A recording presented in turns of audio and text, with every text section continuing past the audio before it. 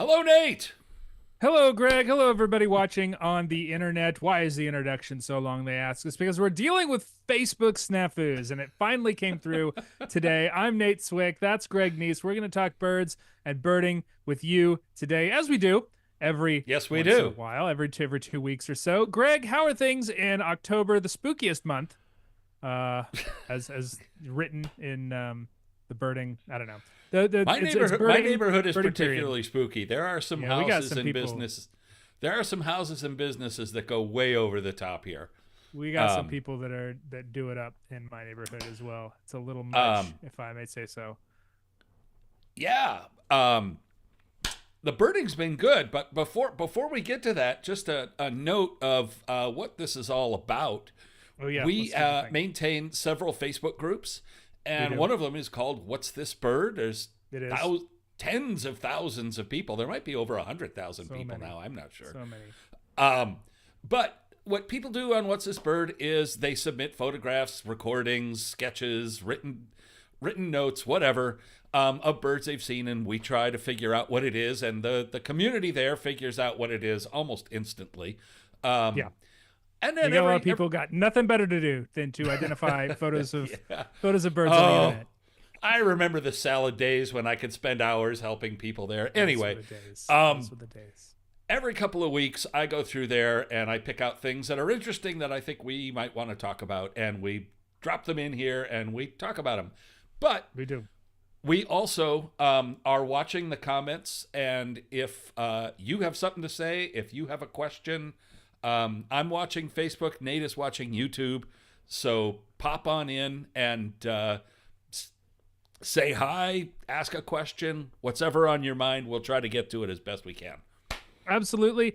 Boris Belchev is here from Lithuania. Hey, Boris, we were talking Estonia last time around. Your neighbor to the actually two countries to the north, with regard to how its flag looks very similar to black-throated blue warbler. Unfortunately, as far as I know, there are no birds that look like the Lithuanian flag, which is a shame because it's a lovely flag. Ellen Seidman, Scott Hickman, Elizabeth Salvatera. We got a lot of people.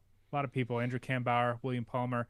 Yeah. Hello to everybody. We're excited to talk birds. Greg, I was in Georgia last weekend, speaking at the Georgia Ornithological Society, and I'm a little hurt that you did not put the bird that I found on our "What's This Bird" thing, because we could have talked about Empidonac's flycatchers, because I found Georgia's second record of Hammond's flycatcher on Jekyll Island last weekend. I've Well, never but found you a second didn't. record in my home state. But you Only didn't in post other it to states. What's This Bird? No, because I knew what it was. I knew what Yeah, it was. well, Or I had a pretty good idea of what it was, I should say. That was a pretty yeah. I mean, just let me know. I'll throw it in there. But we yeah, could have I we mean, could have talked, because it was pretty classic. It was pretty. you dead got to some. rights You got Hammond's. some. You got a great photo of it that pretty much It was very accommodating. That helps. very yeah. Yeah. Yeah, And then no, some I- folks went in later that day and got the photos of like the primary spacing. I don't know if you want to go into too much detail about that, but that's kind of a useful thing to talk about when we're doing impid flycatchers, is like how the primary feathers kind of stack up when Right. on the folded wing. There's a pattern to it, and some of them are quite different. Hammond's has a very unique pattern. Big gap. I forget between which two, but it's pretty obvious. But yeah, some people got photos of that, and it was pretty obviously a Hammond's, which I felt good about, because that's what I was thinking. But you know how it is when you find a Oh, bird it's a like that, you don't fantastic really record. want to, don't want to spill the beans there. You're like, I'm not sure if I want to really reveal what I'm thinking this thing is at this point, until I'm sure it's not a least flycatcher. It turns out it wasn't, so that was cool. Anyway, that was my exciting birding doings for the last couple weeks. Yeah, we had a little bit of excitement here, in the sense that we've had just we always like to vamp a little bit about the weather, and because weather and birding is Got so cold. it's so tightly I can't remember. I can't think of the word that I'm looking for. Connected, conjoined, combined, but that's not the word I'm looking conjoined. for. Yeah. Anyway, we've had just weeks and weeks and weeks of beautiful south winds, like almost Southern California weather, which is really weird for the Midwest going into now late October. But we finally had that break and had a nice cold front push through, and I did a little backyard hawk watching and had some stuff come over. Had That's cool. eight different species of raptors and some Yeah. other things. things. And love those the first real cold fronts that come through in October. That's sparrow weather down here. It turned cold all of a sudden in North Carolina this week. Last weekend was hot. This weekend is cold. I mean, cold relatively speaking. It's still the southeast, but usually when that first cold front blows through, that's when we start getting reports of white-throated sparrows, and juncos are probably still a couple weeks away. But that stuff, the kinglets, golden crown kinglets, creepers, things like that, winter wrens, hermit thrushes, things like that, kind of come in on that first cold front of October, at least down here in the southeast. Yeah. And, one thing interesting is when you mentioned sparrows, the end of October, like the third week of October is, for us in the Western Great Lakes, it's orange sparrow season. That's when you get LeContes and Nelsons and those are pretty. But there's something interesting that happened. Like I said, migration for a bunch of species had been kind of bottled up or detoured by these strong south winds and warm temperatures. The tropical storms too, like things were and the tropical storms. Us. Exactly. But in early October, there were strong westerlies going across southern Canada, like Winnipeg. Hey, Winnipeg entered the chat. Hey, Jimbo C from YouTube. Hey, Winnipeg has Manitoba's second record of great-tailed grackle currently. Right now. Oh, nice. Cool. But so there were these strong westerlies with these strong south winds right below them. Mm-hmm. And at least what I think, and this is anecdotal because you can't really put your finger on it without having tracking devices on the birds. But what seems to have happened is that a large portion of the world population of Harris sparrows got pushed east. And the Great Lakes is currently having an invasion of Harris sparrows. Like usually, that's cool. That's a good bird to have an invasion of. That's a cool it is. bird. I mean, I saw one report from somewhere in the Upper Peninsula or Michigan that had like 63 of them at one location, which is just insane. And in Northeast Illinois or Northern Illinois, we usually get like 4 or 5 in a normal fall. We've had dozens. Like there was one person who found 9 in one park. That's wild. Along Chicago. It's been crazy. Yeah, Harris sparrow, great bird. One of my favorites. I used to live in the Midwest in southern Missouri, and Harris sparrow is definitely one of those birds. You go a little bit into far western Missouri, close to the border with Kansas, and that's where you start picking them up. Yeah, but that's a bird that I miss for sure. So Gavin Alvin says hi Gavin. Hey Gavin on Facebook. Lisa Deemer asks, how can I make my chickens warm in the winter? I would knit them little sweaters. I would heat your oven to 425 and put them in there for, sorry, inappropriate probably. 25, 30 minutes is usually enough for a chicken breast. That's probably a little too much, actually.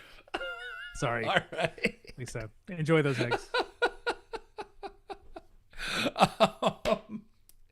Anyway, so before we get into the birds, a couple of things. One, I think most of you know, but if you don't, Nate is the host of what I think is the best natural history podcast out there, the American Birding Podcast. Professionally obligated to say that. And next week, on Thursday, he will be talking with my dear friend and gull expert Amar Ayash, whose new book, The Gull Guide, is now just hitting people's bookshelves. Everybody pre-ordered it. It's an amazing book. If you've been stymied by gulls, this book hasn't? Truly. This book will further enrage your confusion, but also give you answers. For example, we'll do both things. It has some 60 pages of herring gull. It's a pretty impressive book. Like I talked to Amar yesterday, and that podcast, that interview is going to run next week. He's obviously a fascinating dude. Has given a lot of thought about how to make gulls palatable to birders who maybe don't immediately start running, or maybe start running the other direction when they see a flock of gulls. But yeah, great book. Lot of stuff. Very dense. So dense. Dense as the streaking on a third cycle slatyback gull's neck. So dense. before we jump into the birds, next weekend, that is next. No, Yeah, it's it's a next week weekend. from, yeah, it's next Week weekend. from tomorrow. Is our ABA Community Weekend in Sacramento, California. If you don't know about our ABA Community Weekends, they're free. All you have to do is sign up. If you go to our website, it's right there, front and center, aba.org. Just Indeed. click the thing, and there's field trips, there's presentations, there's birds and beer, social hours, there's gear from OM System and Vortex, and all kinds of stuff happening, and it's all free, brought to you by the ABA. And so, yeah, if you're in the Sacramento area or visiting, come on out and hang with us and see some birds. Yep, absolutely. The Central Valley of California, great place to go birding. Yeah. I want to say that are there yellow-billed magpies up that far north? Yeah. That's I getting believe up there, so. but they're up I there. believe I'll have so. to look at my range map. But that would be appealing for me. That's a great Oh, bird. so I another just before we get going, I recently got one of those feather snap cameras, like the little Wi-Fi enabled bird feeders. Oh, yeah. It's pretty cool. I put it in my backyard yesterday, and I'd hoped that we would have some birds to talk about from my very own backyard. But as of yet, the only thing it's taken pictures of are the leaves that are kind of blowing in front of the feeder. I know there are birds back there. I hear them all the time. I was hoping to maybe get a brown-headed nuthatch or something. So I maybe assume in 2 weeks, once they've discovered it. I just put assume it up it's yesterday. I don't battery think they've found operated? it yet. It is charge. You charge it, but it's got little solar panels on the top, so Oh, it really? holds at a charge for a while. Yeah, it's a pretty cool device. But I haven't got any birds to it yet. I'm holding out hope. I think it usually takes 2 or 3 days for them to find the feeder, and I think I'm still a little bit early. Next I think I time, might- I'll have some photos from my backyard. No, I'll have to get one of Try those and and, identify them. pop it on my feeder and see what I can get besides house sparrows. Because They're I'm sure worth it. while They're I'm cool. sitting, They're I'm cool. sure while I'm sitting in here doing this, that there's stuff showing up that I'm totally missing. Yeah, I keep getting distracted by these messages that pop up on my phone that say that I've had a visitor to my feeder, but there's no visitor yet. So eventually it'll take. Greg, what do you say we talk about some birds that you have prepared for us instead of just vamping? This is a long vamp. We've been vamping way too long. Yeah, this one comes from Jamestown, Tennessee, and I believe it's still being discussed I in can What's see This that. Bird? And we're gonna cut straight to the chase here. It's a thrush. It's a Catharus thrush. It is.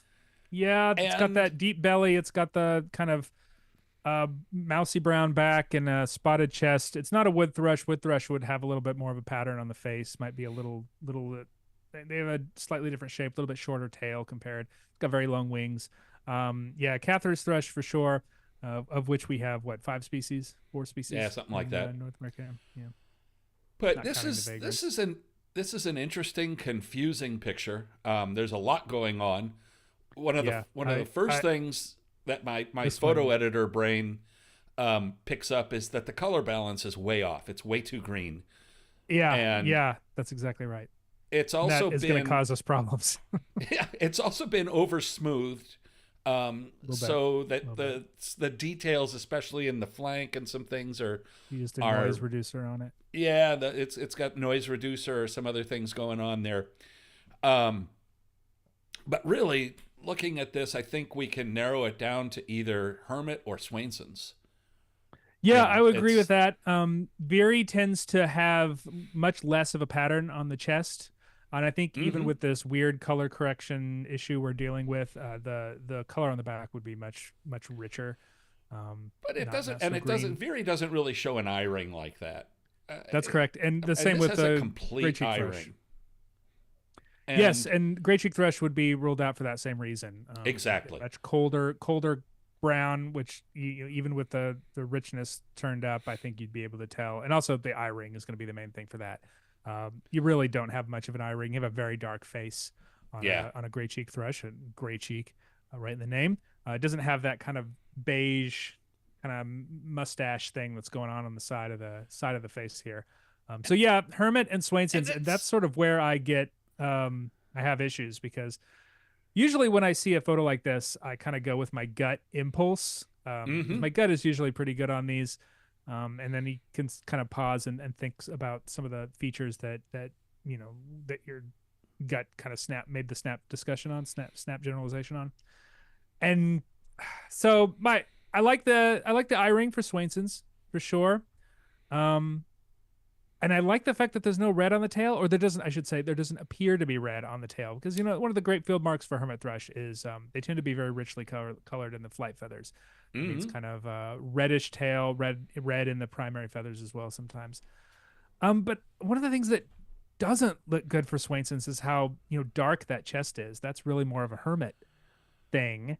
And It is. this bird's definitely a tweener, and I can't tell whether the color But the saturation is preventing me from identifying this bird. and the difference between the eye ring color and the malar color also. I mean, my first impression of this was hermit, Yeah, mine too.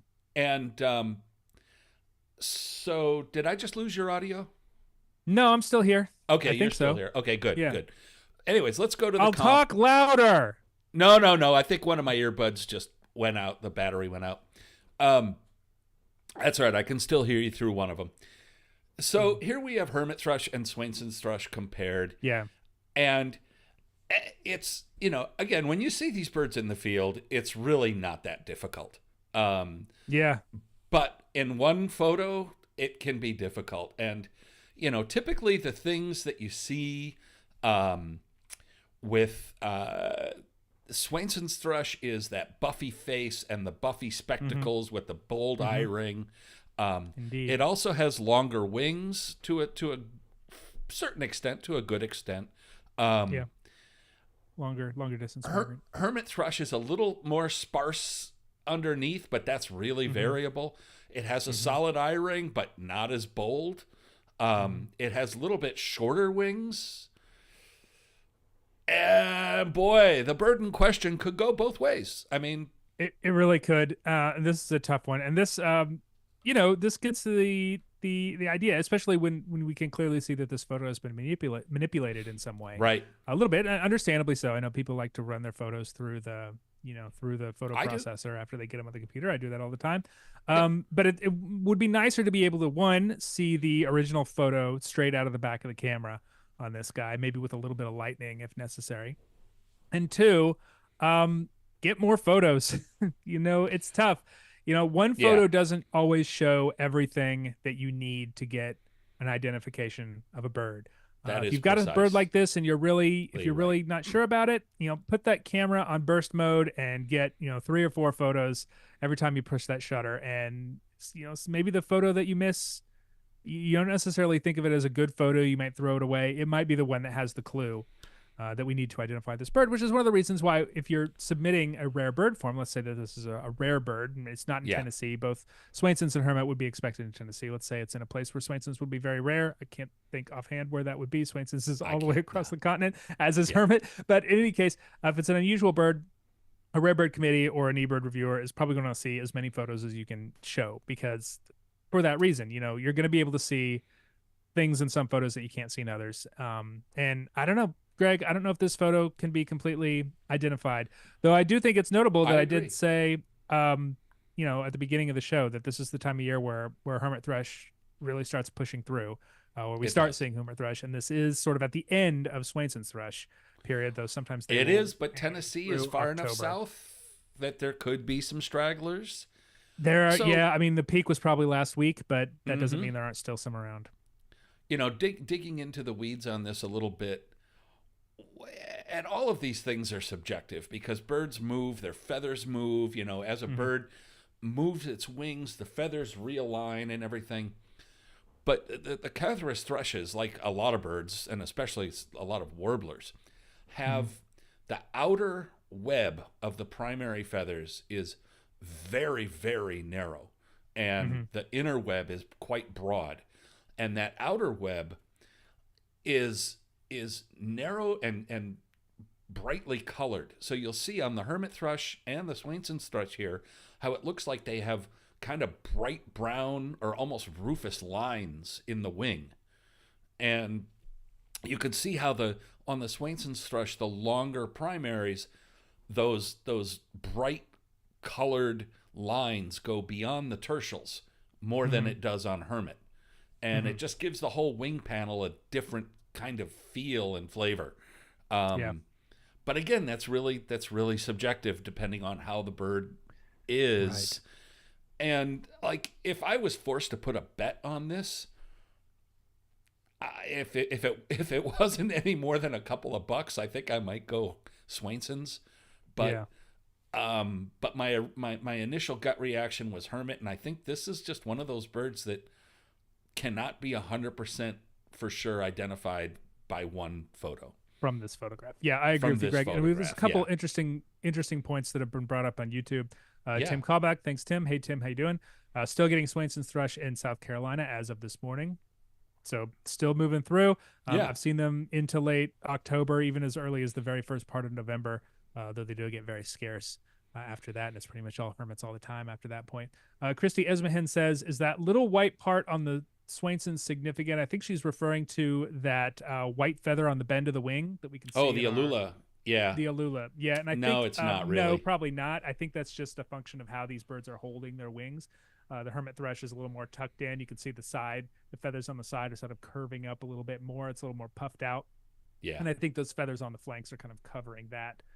If we're holding it a little bit differently, to Greg's point, sometimes the way these birds are situated affects our ability to identify them. We'd probably see the same thing. Yeah, so I think we're going to have to leave this one as thrush species, either hermit or Swainson's, and Either hermit or Swainson's. Some people say, what about the rounder belly?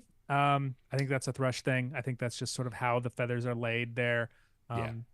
Thrushes, Cathars thrushes in particular, can look very deep bellied sometimes when they fluff out those feathers, and that's not necessarily a way to identify the species within Catharus, though it is something you might say is a Catharus trait. Although, robins do that too. Sure. And another thing that we've talked about here several times is that when the spot-breasted Catharus thrushes puff up their chests, they stand up and they puff up their feathers, that robin redbreast that you see in the cartoons of the robin standing upright with his chest out. All the thrushes do that. And when they do, the spot-breasted thrushes, half the spots disappear. Yeah, exactly. I think you've got a very, Right. composite that we throw up every once in a while that shows that. Yeah, they can hide those. They can hide those spots sometimes. It's pretty wild. Yeah, I'm on the fence. Shall we move on, or are we still talking thrushes? Nah, we can move on. All right. Unidentifiable. This one comes from my hometown. I think one of my friends, Susan, took this picture. Nice. Is this at the dunes at Montrose? It's somewhere up on the shore. On the lake shore? Yeah. Somewhere up there. Looks like a lake shore. Yeah. So, little brown bird on the ground, kind of a thick beak, kind of a long tail. I think we can go right to the sparrows with this. Yeah, I agree. One of the plain-breasted sparrows for sure. Got an interesting pattern on the back, interesting pattern on the wing. Looks like it's got a kind of a rusty cap and an eye line. Bill's kind of interesting. Looks like it's bicolored. That's kind of cool. Yeah, dark on the top, pale on the bottom. Yeah, dark tail, long tail. Yeah, so we've said in the past, it's nice to break the sparrows down into kind of genera and go from there. This is not necessarily one that you can do because it's kind of all by itself. But it used to be, it does give a kind of a spizella look, which is field chipping. And I guess American tree is an honorary spizella, even though it's not in the spizella genus anymore. It's sort of in that group of birds that we have difficulty with. But plain-breasted, rufous capped, that's spizella for me, or spizella-like. Yeah, I mean, well, in the Great Lakes in the east, there's really 3 rufous capped little sparrows to contend with. So let's take a look at those. Yeah. So here's our bird compared with chipping, American tree, and field, and they're all kind of similar. But there's a couple of things. There's a couple of things that stand out here right away that I think once you know to look for them, you can identify this bird very quickly. I agree. I think we can rule out field pretty easily. They are very plain-faced, with a pretty obvious eye ring, although this photo doesn't show it, although they can hide it a little bit. But the plain face is definitely there. They have the rufous cap for sure, bright pink bill, which this bird does not have. Right. And this bird has an eye line, a pretty strong eye line, at least behind the eye, more than though you can kind of see a little bit of it in front of it. And that is not something that Field has. Field has a very plain face, baby face, almost cute face, plush, whatever. And yeah, not a field sparrow for sure. No. And looking at chipping an American tree, chipping sparrow, depending on its age and time of year, can have anywhere from a pink bill to a jet black, almost like This patent time leather of year they looking get bill. kind of pink. Um, These winter chippings can cause a lot of problems because I think a lot of people are very familiar with the very clean looking breeding plumage chipping sparrow with like the patent leather bill and the bright rufous cap. mhm. They look quite different in the winter, and I think we see a lot of them in What's This Bird for sure, and Yeah. locally I think people have trouble with them sometimes because they're not used to them. Pardon me. There's two things. If you look at the original picture up there at the upper left, there's two things that really stand out on that bird, and Hmm. one of them Nate mentioned, and that is the bicolored bill. And really, when you get down to it, the bicolored bill, only three of our sparrows, at least in the east, Hmm. have yellow on the lower mandible, and that's swamp sparrow, fox sparrow, and American tree sparrow. And And if we it's got a know this plain is not a. breast, What's that? if it's got a mostly plain breast, because If it's got fox and if it's swamp do got a not. mostly Well, plain swamp breast, then you maybe. can throw fox sparrow right out the window there. Yeah. Um, and for a lot of reasons, this isn't a swamp sparrow. Uh, the most important Little being pale. that, well, yes, the tail, and just yeah, fox sparrow, or I'm sorry, swamp sparrow has a bright rufous tail. Hmm. But this bird has a really readily noticeable kind of bright rufous spur on the shoulder, like a Hmm. shoulder pad. And Epaulet. you'll see that on the bird in question up there at the top left, making this an American tree sparrow, one of the Indeed. first of the fall around these parts. Yeah, not a bird I see in the southeast ever. Actually, frankly, I think my state, North Carolina, has fewer than 10 records of American tree sparrow. They do not get south. That is very much a bird of the northern tier. Oh, it I is. think of it as Great Lakes and New England and north of Maryland type Yeah. of bird. We do not get them. We get a lot of misidentified chipping sparrows I'll down bet. here, but we don't get very many tree sparrows. Yeah, we they are true winter birds for us. Hmm. People call juncos snowbirds. Juncos, they come in kind of normal, like during regular fall migration, and they stay until mid-April, also May. But American tree sparrows, they show up in October. They're here for when it's really cold, and they're generally out the door in early April. Yeah, yeah, very early migrants. Christy Esmahan asks in the YouTube comments about the perception of a dark rump. I don't see a dark rump on any of these birds, frankly. I think what you were looking at though is probably the shadow. I assume you're talking about the the the original photo. Sorry, got distracted by another comment. And I think that's the shadow of the right wing on this bird that's kind of showing onto the rump a Oh, little I bit. see what you're There, saying. there shouldn't Yeah, be a dark rump on a American tree sparrow. It's pale gray for the most part. yeah, it's got a pale gray rump with a little bit of smudging on the coverts right over the top of the tail. There's a little bit of smudging there, but for the most part, the rump is just it's gray.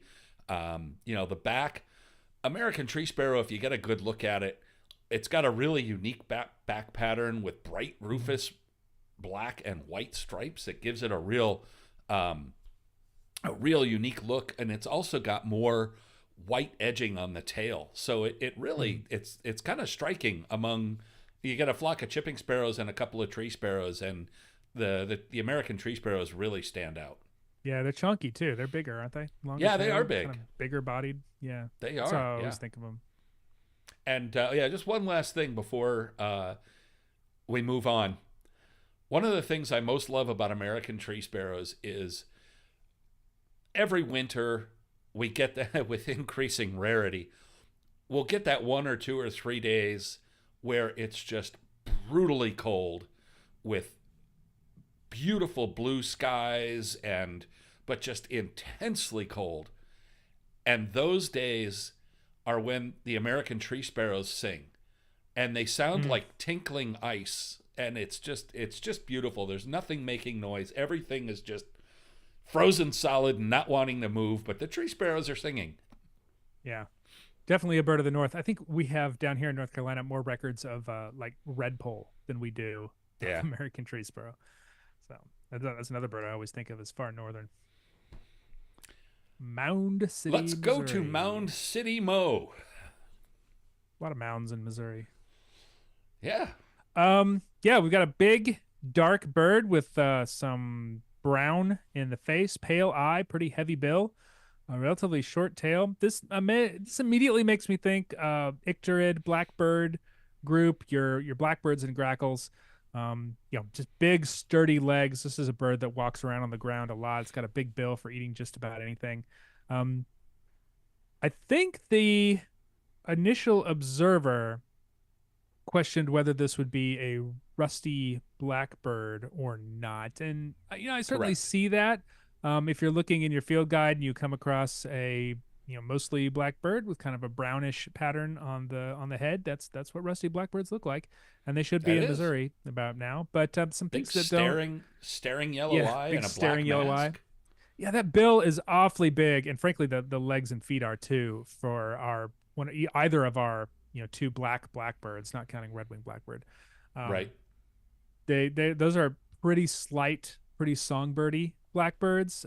This one definitely makes me think grackle, of which there are a couple And I think options in I'm going to have Missouri. to look here. I'm going to have to look here real quick in Sibley while I pull that up. Yeah, Let's see here. If I remember correctly, rusty blackbird. Yeah, there's more range overlap than I initially thought. But rusty blackbird is a bird of the East, and the other contender for big in Missouri, anyways, for a blackbird with brown all over it, would be a female great-tailed grackle, and we can look at that. I want to say that there are some Brewers blackbirds in Missouri as well, in the western part, and I can't remember where Mound City There is. are, but they never probably in the show eastern part of this the kind of rusty coloration. No, I agree. Much They're grayer. much more gray. Yeah, Yeah. for sure. And yeah, great composite here, Greg. We can see these two kind of superficially similar birds. Rusty blackbird, especially in the winter, does tend to be more brown all over, a little more paler in the chest. But this bird, the brown is really pretty much just limited to the head. But the big difference here is that bill. That bill is such an enormous, enormous, cracking bill that's going to go after kind of all-purpose Swiss Army knife kind of bill. Whereas rusty blackbird is much smaller, much daintier. And honestly, I would not expect to see a rusty blackbird sitting out in the open like this too. Just generally speaking, not to say that they can't. Yeah. But rusty blackbird, just to me, is always kind of a little bit more secretive, close to the ground and like kind of marshy seeps. And so out in the open like this, that's very much a grackle thing. And certainly great-tailed grackles in Missouri are, over the last 30, 40 years, have moved in there pretty much across the entire state. So I remember when they first, as I said, I grew up in southern Missouri. I remember when we found the first breeding record of great-tailed grackle in the southwest part of the state, and now they're all over the place. So, and what's interesting is that they still really haven't crossed the Mississippi. There Is are that some right? places. There are some places around St. like Louis big water. where they're pretty much easy birds to get. But you go across the Mississippi, and they are rare on our side of the Mississippi. Huh. That's And wild. what I was looking at earlier in Sibley is, I thought that rusty blackbird kind of stayed a little more east, but they do migrate through the Great Plains, and Yeah. I mean, But certainly think of them as a southeastern bird because they winter across the kind of the swamps and the seeps all throughout the southeastern part of the country. But yeah, I mean, they're not common that far west, but they're not impossible. But I just remember one of the common times I anywhere was these days. one of the times I was in South Texas, I thought I heard a rusty blackbird. They have a unique call, and one of the people I was birding with was a local records committee member, and they're like, "What?" Because the Rusties just don't get down there to the valley. Yeah. Yeah, but they do winter across the southeast. They're uncommon even where I live. They like the lowland stuff. Yeah, they. I mean, well, I mean, like I both said, of these. they're not common anywhere these days. Their No, they're population not. has That really is a species plummeted. in decline. Yeah. That we're worried about. But both of these birds like to hang out around water, the edges of marshes. They nest. Great-tailed grackles nest in marshes or near water. That's where we found Usually, the first nest. although that's expanding now. I mean, they're adapting to everything. One of the the best place to see great-tailed grackles is like in shopping mall parking lots and trucking transmodal centers and Like a silo with spilt grain. Yeah. Whereas rusty blackbirds, really, you find them in swamps. During migration, you'll find them out in ag fields with other blackbirds. But usually they like to be in swampy habitat. Like you'll be going through a deep woods and stumble upon a flock of rusty blackbirds down in the mud, way in the woods. Yeah. I mean, it's interesting because Brewer's blackbird, the more western of our two blackbird species, is very much like a parking lot bird. Like that's the kind of bird you see in agricultural fields, rest areas, parking lots. I remember when we get them in the east, which is infrequent, but we do get them. They prefer like horse paddocks, things like that, where the ground has kind of been tamped down and might be a little bit muddy. It's a very different place than where you see rusty blackbirds. For us, when I was running big days around Illinois, the place that we always looked for Brewer's blackbirds was cattle feedlots. Oh yeah, that's the place for sure. They love cattle feedlots. Good question from Corey Folk in the comments. Why not female common grackle? We didn't mention common grackle in here. I think that the kind of brownish pattern on the head eliminates common grackle. Both the male and female common grackle tend not to have so much brown on the head. When I see that pattern, that eyebrow, I mean, I'm immediately thinking great-tailed and not common. And a juvenile grackle can be quite brown, but they're also very plain. And you'll notice in the photograph from Missouri and then in the comp, great-tailed grackle, it's got that dark mask with an eyebrow and a paler throat. And it really has a face pattern, and virtually always shows that. And they're very different than common grackle. And the one I found in Illinois many years ago was in a field full of common grackles, and that thing stood out like a pheasant among a field full of bobwhite. If you can imagine that's ever really happened, sure. but. Calvin Reese on YouTube asks, he's going to Block Island, Rhode Island this coming Thursday. Will there be any shorebirds flying over? Yeah, there may probably. Be boat-tailed grackles, which there we may be won't talk boat-tailed about. grackles. Yeah. We're getting towards the end of shorebird migration for the most part. The ones that are going to be moving south are going to be things like Dunlin. There'll probably be quite a few Dunlin around. I always think of that as a cold weather shorebird, one of the later migrants. Might be some western sandpipers around, although they've mostly moved south by now. I mean, there's still a few things. Mound City is northwest Missouri. Thank you, David. I thought that was like my gut was sort of saying it's up north of Kansas City, but I couldn't quite remember. Yeah, so I should have gone with my gut there. Shorebirds flying over, not a ton, but you never know. October is usually the end of shorebird season. You might start to see things like purple sandpipers start coming in October. Purple. That's the place to find them when they're coming in. New England. What a quick shout out to Mia, Len, Tom, all on Facebook. Mia, good to see you. Are we done with grackles? Gavin Elvine asked, weren't boat-tailed grackle lumped with great-tailed grackle once? And I want to say yes, but it was a very, very long time ago, like before I was a birder, like back in the 50s and 60s. Yeah, I think it was before I was a birder, which that would be a long time ago. All right. That was way before great-tailed grackle like moved up into the ABA area and the way that great. Like, there was a time when great-tailed grackle was just like a South Texas specialty. It was a Southern Tier specialty, which is amazing to think about. Same with black-bellied whistling duck and neotropic cormorant. White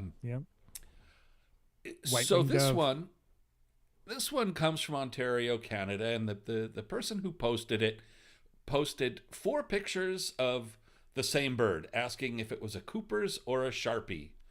However, you gonna sing the song? One of these things is not like the other. One of these things just doesn't belong. Yep. Yeah. So we got three of one bird and one oddball here.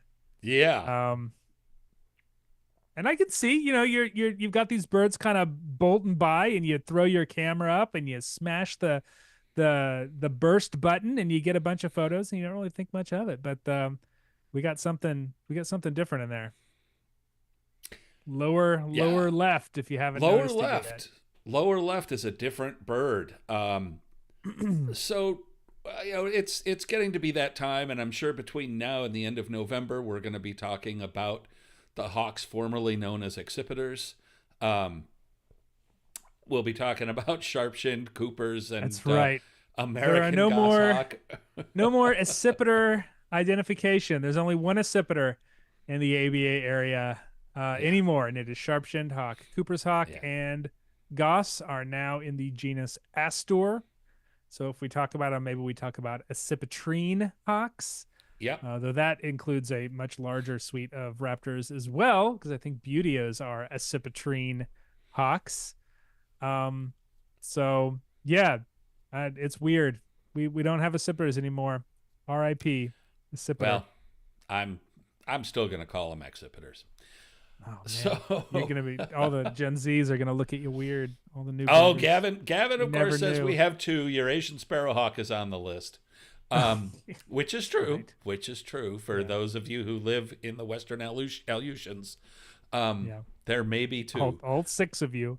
but actually, I think sharpshin would be the rarer bird up there. Although I'm not sure. I think that's true. Yep. Certainly American goshawk. But Oh, you that's know, Astor. looking at the lower right picture, we talk a lot about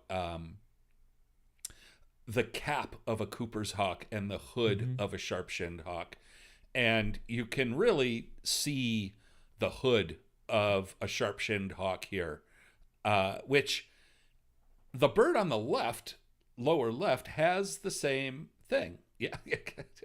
The Sharpie cap. Yeah, I got, wait. Did you get it? Did you get what I was saying? Did you get what I was saying? We all got that, Nate. We all okay. got it. Yeah, it's okay. We all got it. But yeah, the bird on the left, the wing shape really, and I realize we only have one picture of that bird, and the other we have 3 pictures of it in different, different states of different poses. But really, a couple of things don't line up, and one is the tail banding is different. We can Similar pretty but clearly, different. Yeah. we can pretty clearly see that the sharp-shinned hawk has 3 dark bands evenly spaced, and evenly sized. There's one at the base, there's one in the middle, and then the dark tip. Whereas the bird on the left, it has a broad dark tip and then narrower bands as it goes up. It also has pointed wings. I was going to say, you're burying the lead, Greg. The main difference between these birds is that the Sharpie, even when its wings are swept back in its most aerodynamic position, still has rounded tips, where the the other bird does not. It is a falcon. It is a we falcon. can go to talking about all these. Yeah, it's a small falcon. I mean, it is the most Sharpie-esque of our falcons, without a doubt. And probably the easiest bird to confuse for them, because as you can see in this comp, sharp-shinned hawk, even when its wings are at its most streamlined, and that sharp-shinned hawk is booking, sharp-shins don't really know any other way to be. I mean, they're always in a hurry to get places. Not as much of a hurry as Merlin, though, because Merlin is a much faster Merlins bird. usually are just like a bullet going past. Yeah, they have no time to waste except to buzz and harass Cooper's hawks, who they hate with a passion. So the wing shape is definitely the big thing. The head shape and size is a little bit different too. I think of sharp-shinned hawk as being kind of parrot-like with a large head, but Merlin has that kind of big, bulky bull neck that is so characteristic of falcons and the svelte shape. Yeah, so it's always worth looking. They are similar size though. Merlin is similar in size to some of the smallmouth They sharpies. are, and on a really blustery day when they're getting tossed around by the wind, sharpies can point their wings as Hmm. we see, and really look quite falcon like. And in the comp here under the Merlin, we have two. So all these silhouettes are birds that I photographed while sitting in my backyard, flying over my backyard. And Merlins, they do soar. Falcons do soar, Hmm. but when they soar, they have long pointed wings, Yeah, the wings are still or pointed. thick pointed wings if you're looking at a Yeah. peregrine or something bigger. Um, but the sharp shinned and especially Coopers, they just don't even really ever approach that. And the Sharpie, from below, I think we've said it kind of looks like a flying mushroom, or Mm. it's like a Gavel. it's got a Yeah. popsicle stick tail. Yeah. Um, whereas you look at a Cooper's hawk, and even though it's in that comp, or the silhouette right in front of the Cooper's hawk's face, um, you could see that it's got that the head is kind of tucked in behind the Hmm. shoulders, but nowhere near as much as the sharp-shinned hawk directly above. The head projects beyond the Hmm. shoulders, and the The sharp-shinned big hawk, head looks like a cross. Yeah. it's the head is just kind of tucked in there, and if you squint your eyes, it looks kind of like a flying mushroom. And then They're so different, Greg. I don't know how we thought they were closely related for so long. So you know different what though? birds. You know what though? They are for being as different as they are, and I do agree. They are ridiculously hard to identify in certain circumstances. No, I yeah, in think certain it circumstances for I sure. think it was in California that they did this. It wasn't an official study, but um, there was a hawk banding station upstream. I don't know, hundreds of yards, quarter mile, whatever, from a hawk watch. And so they were trapping these birds and then letting them go, banding them and letting them go. And then they kept track of the numbers that they banded versus the numbers that the hawk watchers recorded going over. And the amount of misidentified birds between Coopers and Sharpie based on what they knew because they had the birds in the hand was Hmm. kind of stunning. it Yeah, was it was a high especially when they're percentage distant, it can be when tough. they're Um, distant and booking on a strong tailwind. Yeah. yeah, yeah, for sure. You get a lot of those tweeners, those little male coops, and the big female sharpies, and those are the ones Yep. that always seem to cause the most problems. But it is interesting that the Merlin and the Sharpshin got confused because we talk a little bit about the Sharpshin as being, almost parrot-like. It's got this big round head, big eyes, small bill, perpetually surprised expression, perpetually amused. Um, and Merlin, I mean, is a falcon, and falcons and parrots are sister taxa. So, Yes. you know, you look at the face, maybe you can see where these things can get confused. But I understand it. I think it's cool that they put four photos up, and one of them was the oddball. That's great. It's awesome. And speaking of parrots and falcons, it's interesting.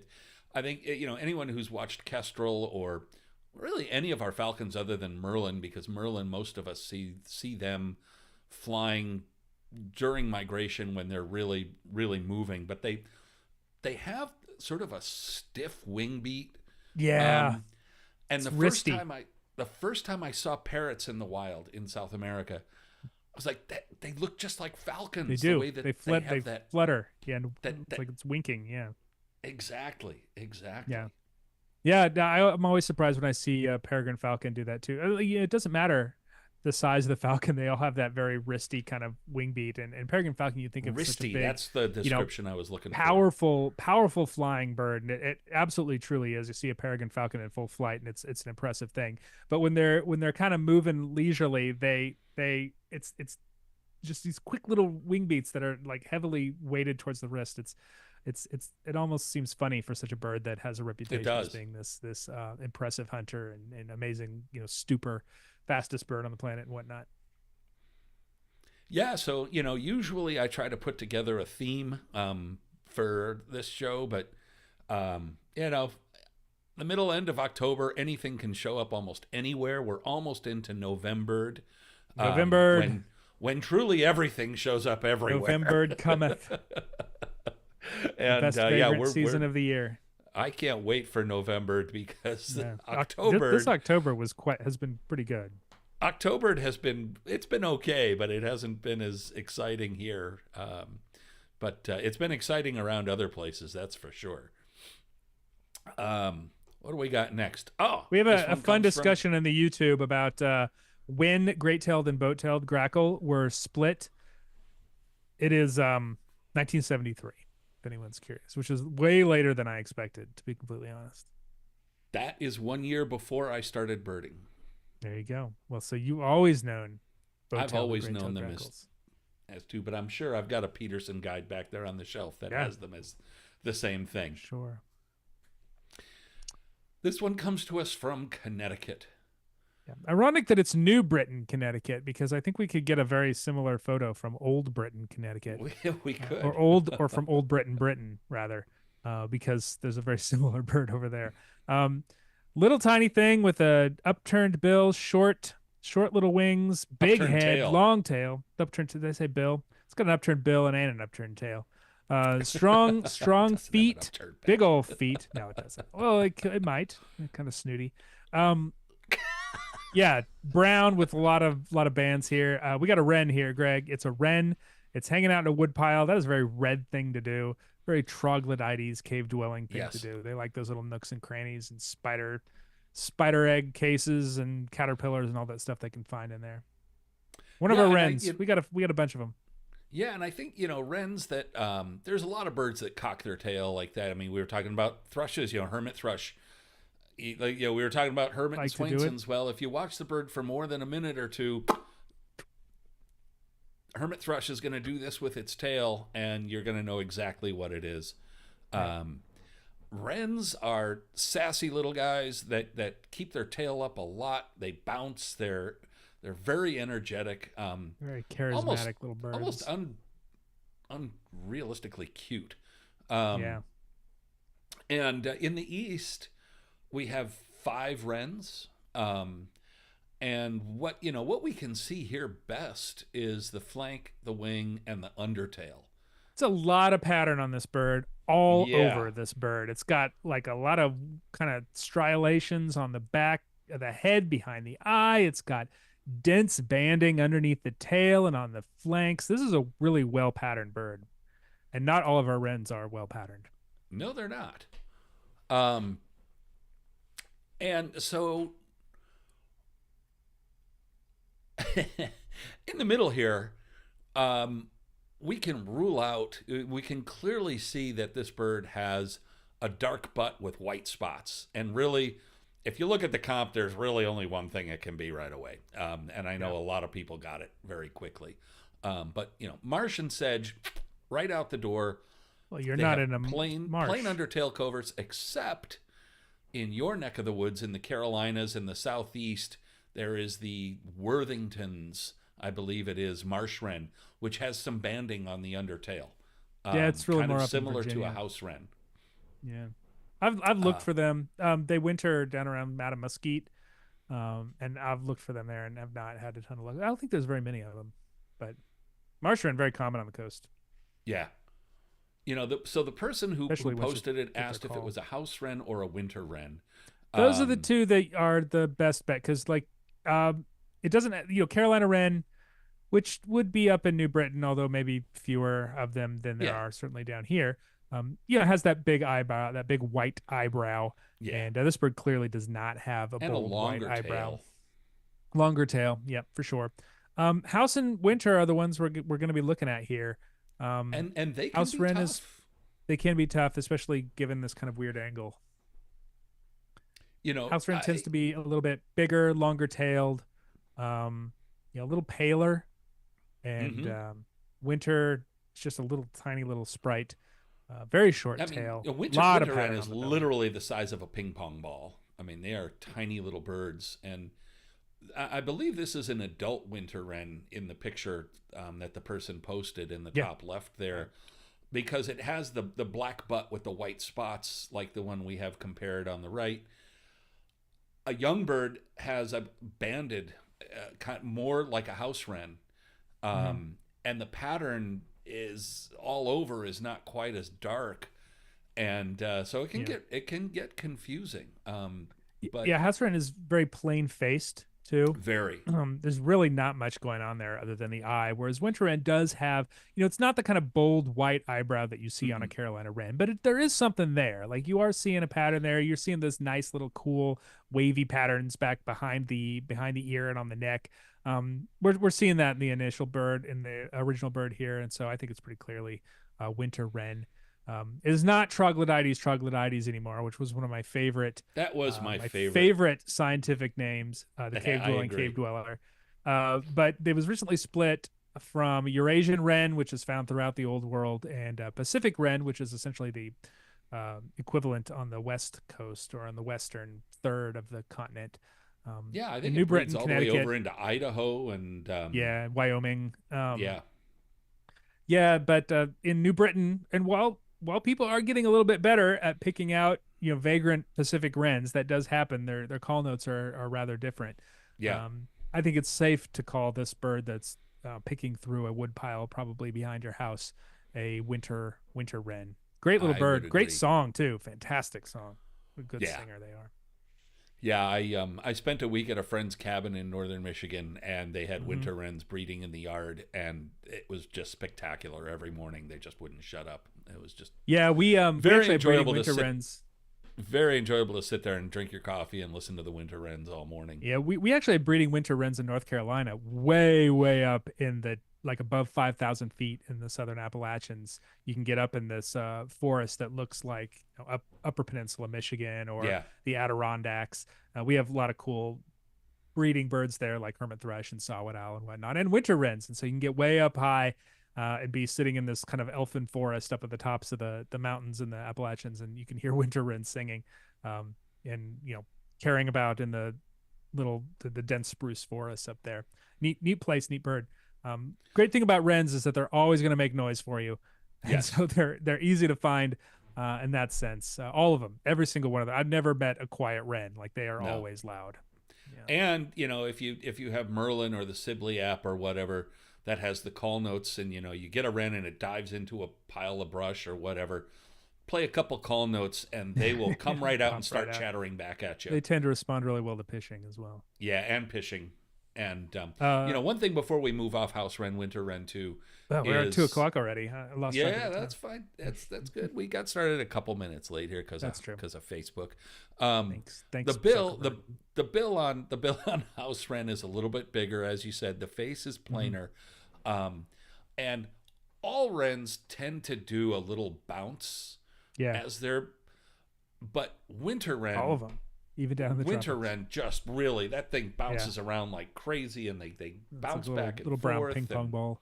yeah, yeah, they're really once you get a feel for how a winter wren is, there's very little question as to the idea. You could of either paint a any kind ping of pong ball brown and chuck it into the wood pile and have it bounce all over the place, and that would be what a winter wren would do. It's the So equivalent I of a think winter it's wren. time now to Yeah. go back to Lisa, who asked us about keeping chickens warm, and I think now it's time to take her up on the offer of. She says, Nate, you will be her special guest, and she will make room next to the chicken in the oven at 350 degrees to keep you warm as well. Yep. Yeah. Perfect. Yeah. 350 slow roast. That's what I That's need. right. You keep joking like that, we're you're gonna be hanging with the chickens. So hey, before we go, just want you guys, if you're ABA members, pop on over to ABA Community, where we have forums and groups like Facebook and our member directory, and it's a cool place to hang out with other ABA members. And if you are not an ABA member, go for it, Nate. I got it. You can do the speaking part Over my about left why you should. We are a membership join organization. The best now. way to support these sort of programs, the ABA podcast, free resources like What's This Bird, all the stuff that we do, is to join the ABA, aba.org/join. You get a lot of great membership. You get a lot of great membership benefits like our amazing magazines. You get access to the North America Rare Bird Alert, the identification vault. It's a vault. Yep. Because The it's vault. closed off. It's only for members. That's true. And you can access all those things. So, and also get discounts to partners like OM System, Hunt's Photo and Video. Who else we got? Zeiss, Beautyo Books. Zeiss was the one I was thinking. Beautyo Books, Princeton Press, Princeton University Press. A lot of great things you can do. Please consider joining the ABA. Yeah, and if you enjoy these kinds of programs and like I said, the best. Where are you? No, you're this way. This is so hard. The best natural history podcast out there, the American Birding Podcast with your host Nate Swick.